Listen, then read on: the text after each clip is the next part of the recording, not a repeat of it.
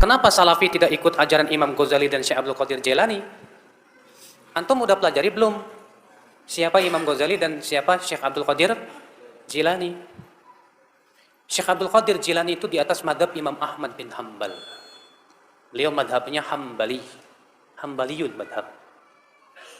Dalam masalah akidah, beliau ditanya, sebagaimana disebutkan oleh Imam Adz-Dzahabi dalam kitab Syiar A'lamin Nubala.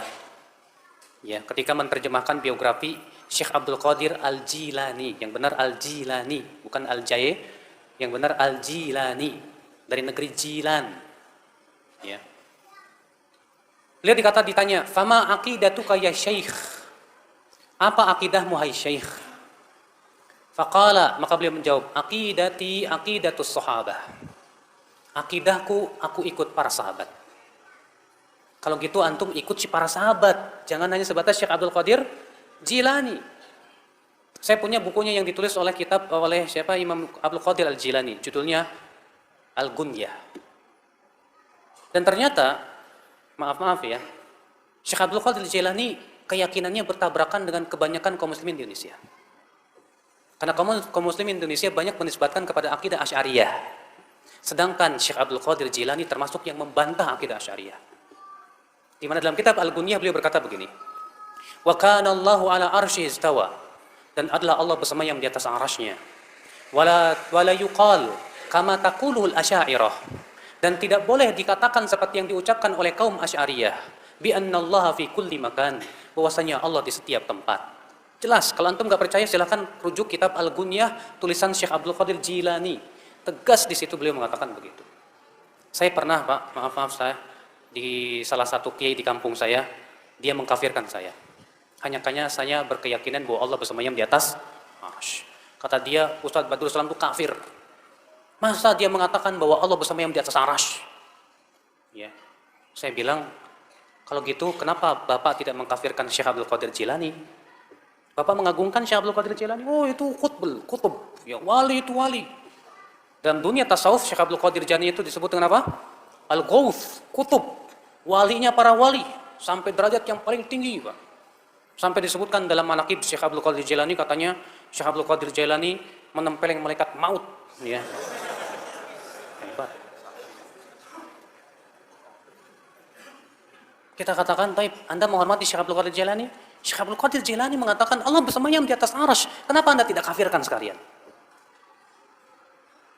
Inilah, ya akhi, memang kita harus membuka pemahaman kepada masyarakat siapa hakikatnya Syekh Abdul Qadir Jilani.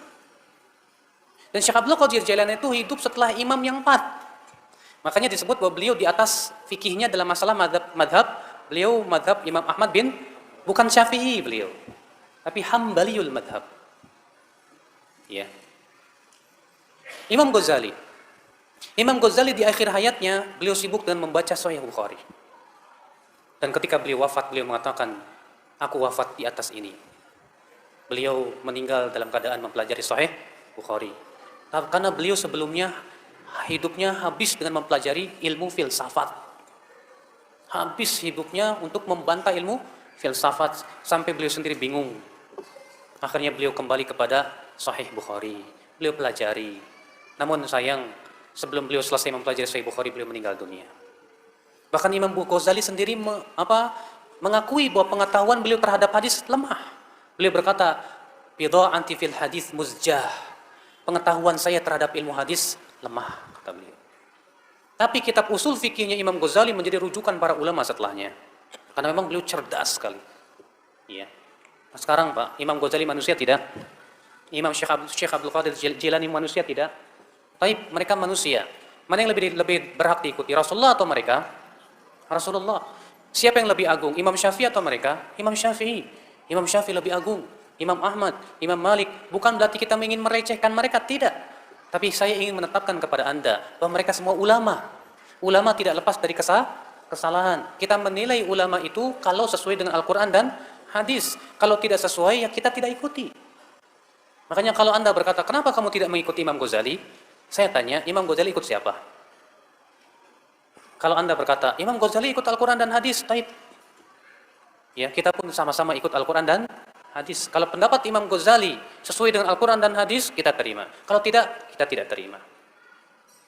Ya. Demikian pula Syekh Abdul Qadir Jilani. Maka itulah ya akhwal Islam, keyakinan kita terhadap para ulama. Kita hormati mereka, kita cintai para ulama, kita jadikan mereka rujukan dalam memahami Al-Quran dan hadis. Tapi kita tidak mensucikan para ulama, kita tidak mengkultuskan para ulama. Kita mengatakan mereka orang-orang yang diberikan oleh Allah kelebihan, kecerdasan. Namun kalau mereka berselisih pendapat, kita lihat mana yang paling kuat dalilnya. Kesalahan kaum muslimin, Pak, ketika terjadi perselisihan ulama, berdalil dengan pendapat ulama. Padahal kata para ulama, pendapat ulama bukan dalil untuk ulama lain. Seharusnya kalau terjadi perselisihan ulama, dalil kita Al-Quran dan hadis. Itu yang kita pakai.